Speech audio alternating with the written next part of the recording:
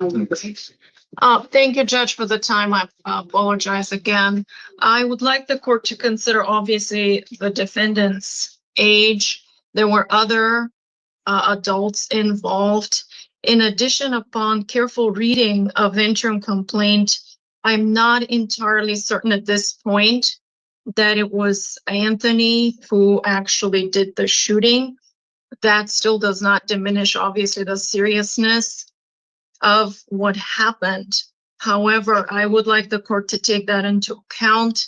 It does not seem clear to me where the identification seems firm as to the perpetrator of the shooting itself. All that said, I would also like the court to consider that Anthony did talk to the police. He identified other involved individuals. So please take his cooperation into consideration. He's a lifelong Tucson resident. He is a full-time student, has no criminal or juvenile history. And I believe that he's very much in shock from all of this. I'm requesting the court to consider a release with very strict conditions of release, and I have no reason to think that he will not comply.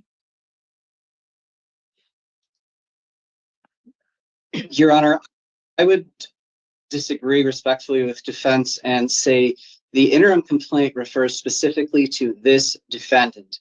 And in it, it says the defendant shot the victim 2 times. It only refers to that defendant. Thank you. Okay. It's okay. Mr. Velasquez, Yes, ma'am. I don't want to hold a 16-year-old in jail, but the level of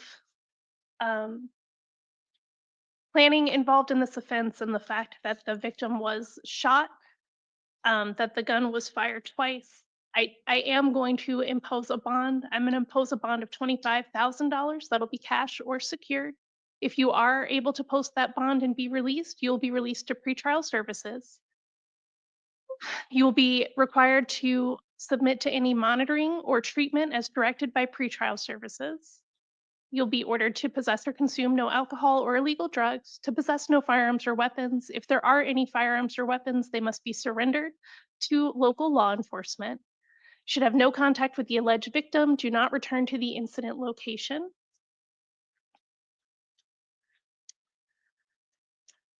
Your next court date is going to be a preliminary hearing on March 17th at 1:30. It's possible that court date will change, so you'll want to keep in touch with your attorney from the Public Defender's Office about that.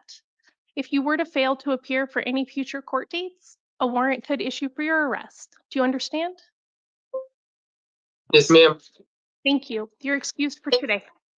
Your Honor,